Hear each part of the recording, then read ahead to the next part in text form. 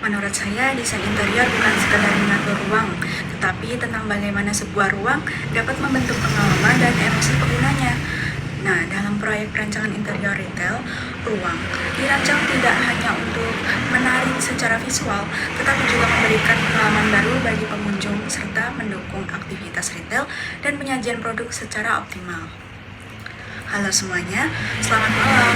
Perkenalkan, saya Asya Malika Sabira, biasa dipanggil Malika, dengan NIM 23125800023. Pada kesempatan kali ini, saya ingin mempresentasikan salah satu proyek desain yang saya kerjakan, yaitu proyek redesign Retail Seko by Second Living yang terletak di Giwangan, Umbul Harjo, Yogyakarta.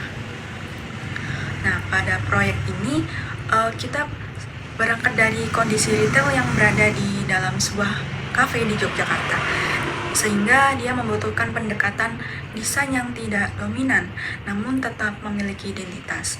Retail perlu hadir sebagai fungsi pendukung tanpa mengganggu aktivitas utama kafe tersebut.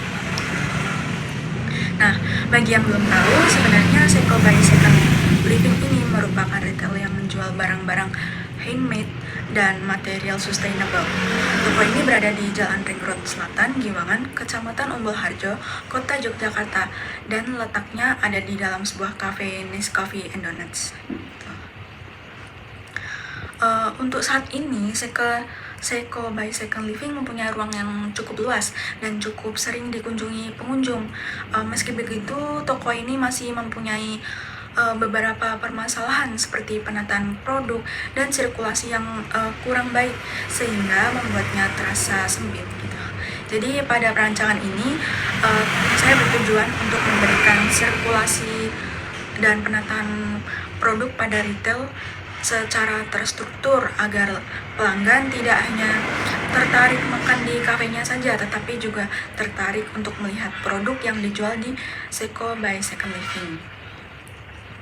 Nah, melalui data kondisi existing dan beberapa perincian masalah yang ada, saya menetapkan sebuah problem statement sebagai dasar dalam proses perancangan interior retail ini, yang nantinya akan menjadi sebuah acuan dalam merumuskan suatu konsep, strategi desain, serta solusi ruang yang tepat dan kontekstual.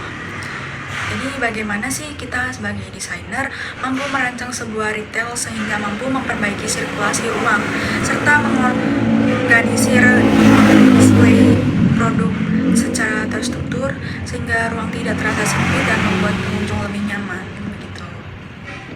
Kemudian dari problem statement dan tujuan perancangan yang ada, saya kemudian menuangkan ke dalam sebuah konsep, yaitu Modern Warm Seko Experience. Kenapa sih saya mengambil konsep ini? Jadi konsep ini diusung untuk menghadirkan sebuah tempat berbelanja serta sebagai ruang pengalaman yang menyatu dengan ambience cafe Nescafe tadi. Kemudian retail ini akan didesain dengan mid-century style, di mana menggunakan color palette seperti burgundy dan hijau olive serta bentuk furniture yang lembut dan refined. Nah, konsep ini bertujuan menciptakan suasana ruang yang intimate serta berkarakter, sehingga pengunjung merasa nyaman untuk berlama-lama sekaligus mengeksplor produk di retail tersebut gitu. Selanjutnya ada material yang digunakan. Jadi material kayu yang digunakan ini untuk menciptakan kesan natural dan hangat, sementara palet warna earthy dipilih agar selaras dengan ambience nest secara keseluruhan. Jadi untuk mendukung suasana retail yang menjual produk sustainable, proses perancangan desain ini tetap memadukan material kayu walaupun menggunakan modern style. Kemudian ada tata ruang yang juga disusun secara terkurasi. Jadi ini tata ruang dengan penataan display yang tidak hanya berfungsi sebagai area jual, tetapi juga sebagai elemen visual yang membentuk pengalaman ruang. Kemudian pada pendekatan yang saya gunakan itu ada integrate retail experience approach. Jadi pendekatan ini dipilih karena di mana retailer ini dirancang menyatu dengan fungsi kafe. Jadi fokusnya bukan pada perubahan bentuk secara drastis, melainkan pada integrasi visual, sirkulasi, dan pengalaman si pengguna. Kemudian pendekatan yang kedua saya gunakan itu curate display approach.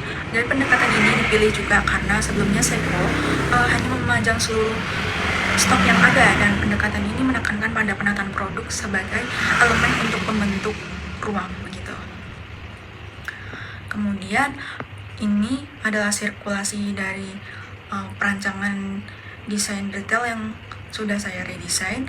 Di situ ada entrance, masuk, kemudian display, ada meja display begitu, kemudian kasir, dan di sebelah sana ada pintu menuju restoran. Yang terakhir ada gambar 3D desainnya.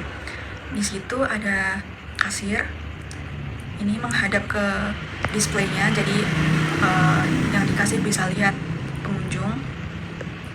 Kemudian ini detail kasirnya dan area display.